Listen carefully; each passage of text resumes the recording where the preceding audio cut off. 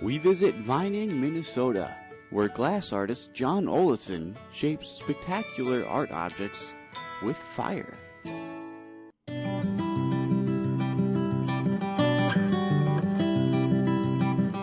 I'm going to make is a bowl similar to this. It's going to be green instead of purple. And the colors will start out, well, already there's a chunk of color like this. This is a transparent green. This would look, when it's cold, just like this purple. All the transparent colors are almost black in the way they look, and the opaque colors are the color they look like. So I have two chunks heating up in the annealer to 950 degrees, and I'm going to put a small chunk of transparent green on the end of the blowpipe and smooth that out, melt it to the blowpipe, and then I'm going to pick up a small piece of opal green. My name is John Olesen. I'm a glass artist in the Vining area of west central Minnesota. The blowpipe needs to be hot enough that the glass will stick to it. There's just a little bit of leftover glass on the end of it, so when I pick up the color here, it'll stick to it.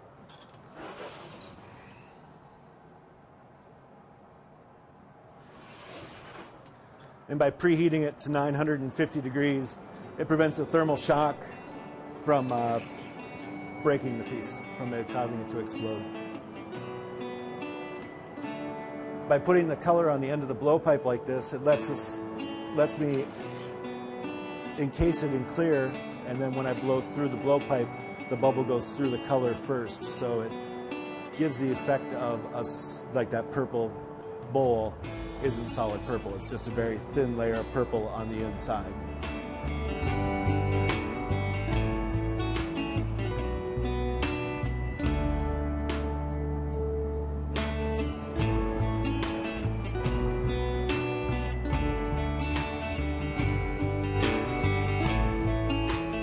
The appeal of glass is just in that it's the nature of it, how it behaves, that you can go from that honey, that molten glass that's almost like honey, to something that gets solid right in front of your eyes, that takes on color, that the color is orange until it starts to cool, and then it will show blue or green or whatever it is, and just that function of heat. It's sort of the attraction of blacksmithing and things like that too, where you're shaping something with fire.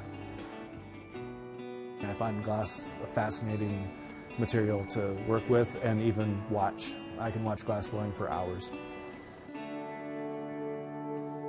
Well, to shape the glass, it's done through reheating it and doing some specific reheating. I can heat the bottom and swing it a little bit to cause it to lengthen. I can keep it on a parallel to the ground and blow into it and just expand it from the inside and do almost like a balloon.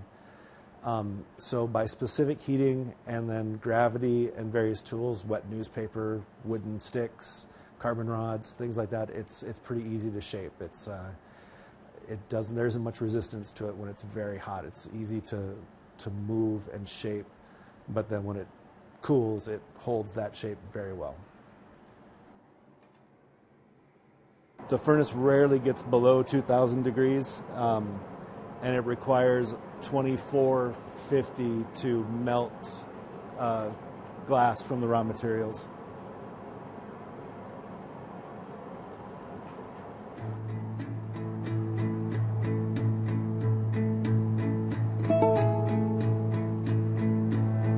And now I'm going to put the lines or the vines on the outside.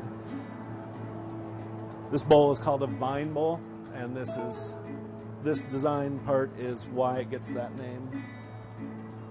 The process of glass blowing, as I do it here, is involved with having a furnace full of molten glass all the time and retrieving that glass on the end of a blowpipe or a punty and then forming it while it's hot. And as we saw with the bowl, that I can apply colors to give it the look of being a solid color or spots of colors.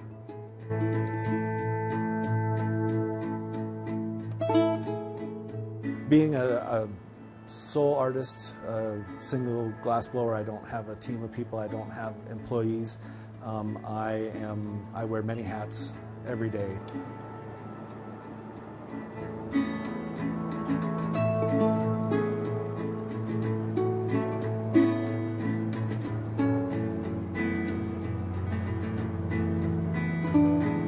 Okay, now we'll add the foot to it. A lot of people have said they can pick my work out as being very organic, very fluid. The stems of my wine glasses, the bowls like we saw earlier, have a fluid, organic feel to them. I would say that is what defines my work.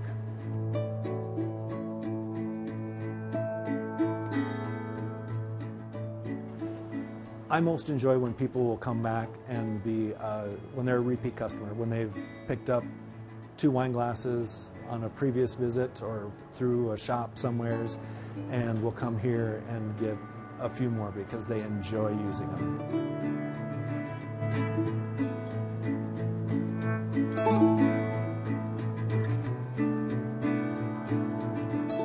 I'm going to punty the piece now, which is transferring it from this blowpipe to a solid steel rod. And we'll finish it off. Pull this off a little bit.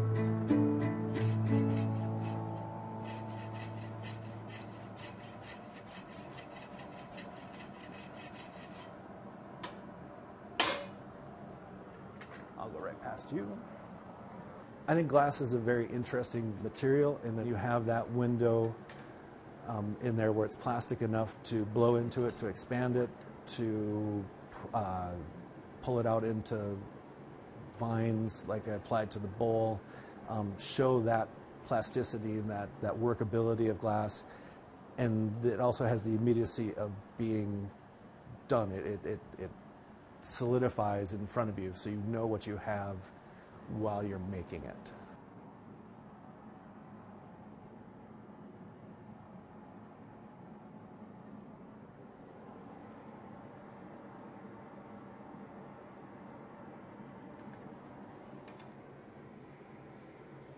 Yep, just like that. So I have to put it away before it cracks or anything, but that's what it looks like. It will change the color a little bit as it cools, but not much. All the pieces I make in my studio have a stamp on the punty mark, which is the logo for the studio, White Pine Studios.